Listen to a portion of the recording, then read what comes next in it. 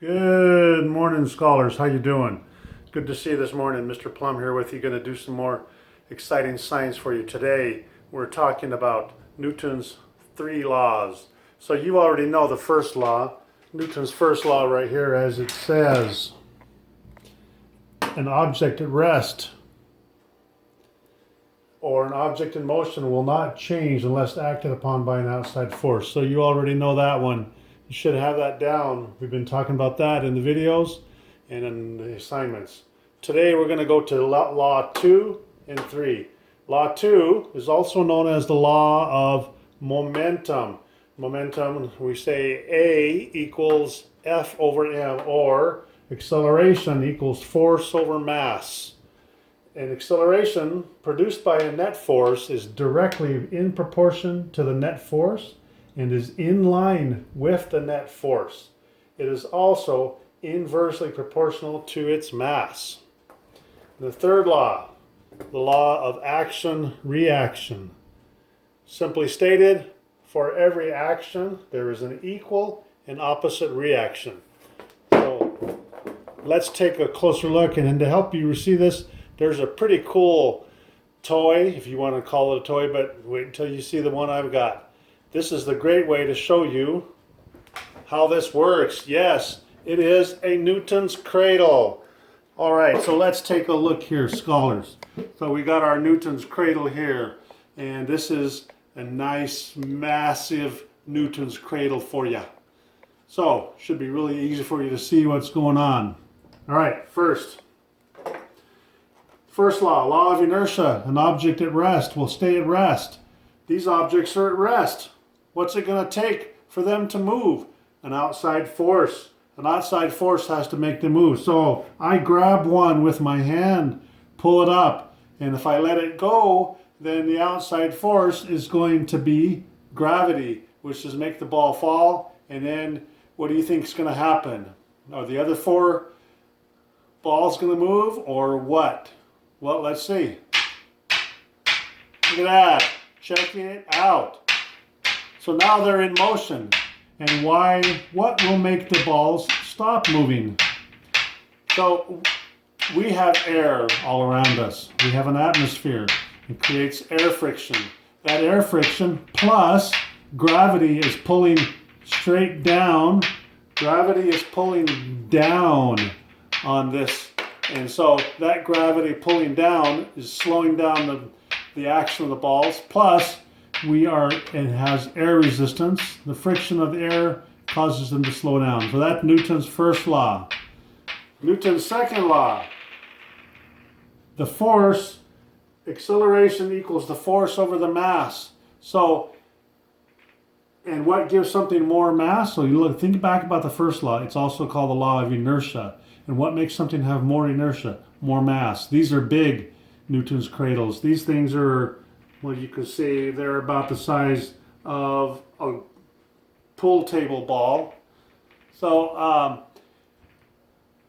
more inertia, more mass something has, more inertia. So if I just use one, it's less inertia. 2, more inertia. 3, more inertia, and so on. The more of these that I combine together, the more inertia there is. So there's more mass. And so the law of momentum, and momentum is simply stated as an object in motion is going to stay in motion. So momentum is directly related to the first law. Inertia is the tendency that things have to resist a change in movement. Momentum is a tendency that things have to keep moving. So let's look here then. So I take 2 of these guys. Now what do you think is going to happen for 2 of them? From what you saw in the first one, you're probably making a prediction that 2 will go. And yes, 2 are going on the other side. So the force now, there's a double force because you've got 2 balls and it's going, and slowing down. Okay, so that was 2. Now what do you think will happen if we do 3? Okay, let's do 3. Wait, that's 4, Mr. Plum. Come on, get it straight, dude. 3. Okay, 3 of them. 3 go, 3, 3 fall, 3 come back. The force has increased because the mass has increased. Okay? Slowing down pretty quick, isn't it? All right. Now, what if I do 4? You say, all right, let's do 4. Yes. Just like you thought. 4 go, 4 come back. I let 4 go and the 4 are swinging back at me. Okay? So, but you notice here, these guys are all in line. These guys are all in a straight line. So, as it says there, the acceleration produced by a net force is directly proportional and in line with the net force. So the force is moving in this direction, moving straight line. That means that the law of momentum, the force is moving in a straight line. Now, if you're playing on a pool table, if any of you have ever played pool, you'll know that when you hit the cue ball at the beginning, it hits all of them and they fly in all directions. It's kind of hard to predict which way the balls are going to go on the pool table at that point. Kind of hard. And some experts will tell you that they know how to hit it just right so that they can position where they want. Personally, I don't know if that's possible. Maybe if you really got game, maybe. Anyway, the pool table balls will just go pretty much in any direction. And so, but here, but again, just like in pool, when you're hitting the cue stick, if you hit the cue stick straight, you want the ball to go where you want it to go, you point the cue stick right at the pool ball. You point it directly at where you want it to go. So if you want it to go in a corner pocket, you point your cue stick at the corner pocket. That's, of course, if you're doing a straight shot. Now, if you're doing a rebound shot where you're bouncing it off the sides, you have to figure out the angles, and this is where geometry comes in. But you can also use the laws of physics to help you do better in pool.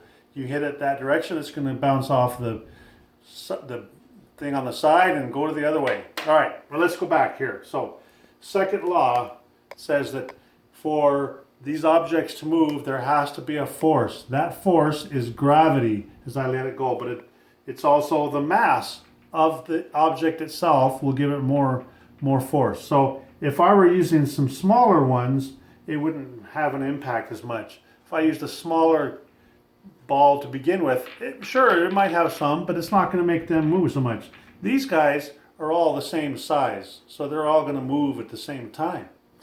All right? So, second law also says that the net force is in line and inversely proportional to its mass. Inversely proportional, what does that mean? That just means that the bigger the mass, the more it's going to move. But there's also another relation there. So you might have noticed, here, let's watch this again. Watch again with 1. See how high it's going up? Now, of course, this is getting into Newton's third law. For every action, there's an equal and opposite reaction. I pulled up one ball, and one goes out the other way. Equal and opposite reaction, because you pulled up one. But what I want you to pay attention to is how long is it swinging? It seems to be swinging for a good little bit, doesn't it? Okay, that was 1. Now, Newton's third law, for every action, there's an equal and opposite reaction. It's pretty simple to understand. So if I pull 2 of them back, then according to Newton's third law, 2 will go out the other way. And they do, just like we predicted. 2 go the other way, 2 come back.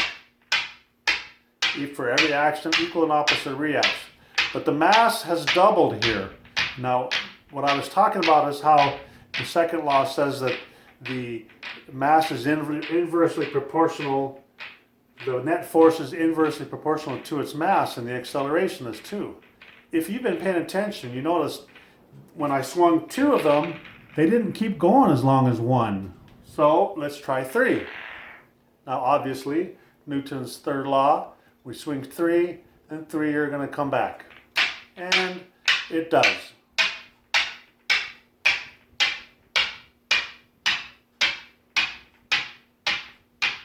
Three go, 3 come back. All right, same thing with 4. 4 go, 4 come back. For every action, equal and opposite reaction.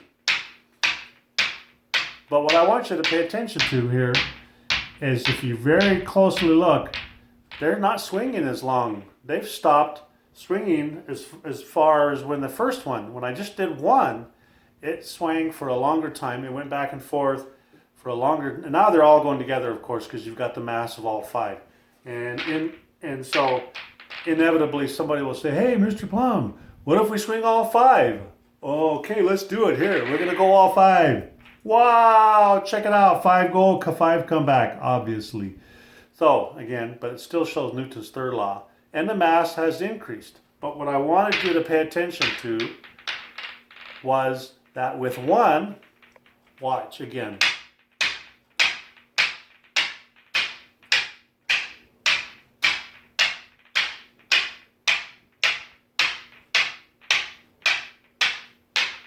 It's going longer, swinging longer with 1.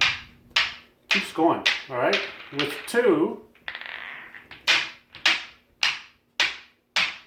again, Newton's third law, for every action, equal opposite reaction. But you can see it slowing down faster. And this is what it means by inversely proportional. The more mass there is, the more interaction there's going to be between the Earth and the gravity. So if you have 2 objects and the mass, that's a combined mass of 2 of these, then that's more inertia, and the Earth is going to act, gravitational pull of Earth is going to pull down more on that. Okay, so I have over here a kettlebell. It's a 35-pound kettlebell. Now imagine if we were able to make a Newton's cradle out of those guys. And you would think, wow, that's huge. It's going to swing forever, Mr. Plum. No, in fact, it doesn't. I'm going to share with you a video made by the Mythbusters that proves exactly my point. You'll see what I'm talking about, which shows that the more mass there is, the more interaction there's going to be, a gravitational pull, which is going to cause them to slow down faster. Now, a couple things I need to bring before we finish up here. I got my little race car that I made back in, well, I made this when I was in 8th grade. Pretty snazzy, huh? So, just to reiterate how it works, it's an object at rest. It's not going to go until there's an outside force, me pushing it or pulling it. But remember, acceleration also equals slowing down. So the friction of the table and the friction of the air and the gravity of the Earth are all interacting on my race car here to keep it from going forward as much as we would like it to. Acceleration is speeding up and slowing down. Now, a lot of you got confused about velocity. Velocity is speeding one direction. That means that this car is going straight, it has velocity. But as soon as it starts to turn, it's changing directions. So it does not have velocity anymore. It has acceleration, but not velocity. So, Newton's 3 laws. The law of inertia, an object at rest will stay at rest, an object in motion will stay in motion until acted upon by an outside force. Second law, the law of momentum. Force, acceleration equals force over mass. The acceleration equals force over mass, and produced by a net force is directly in proportion to the net force and is in line, just like the Newton's cradle is, with the net force. The third law, for every action, equal and opposite reaction. Let's send it home with 3 of them. Watch these, have a great day, and make sure you answer all the questions. Oh, by the way, this is red and black because that was the school colors for my school where I went to high school for 9th, 10th, and 11th grade, Page High School. Sand Devils. 3, 2, there we go. Newton's cradle, Newton's 3 laws. Live them, learn them, use them. Have a great day.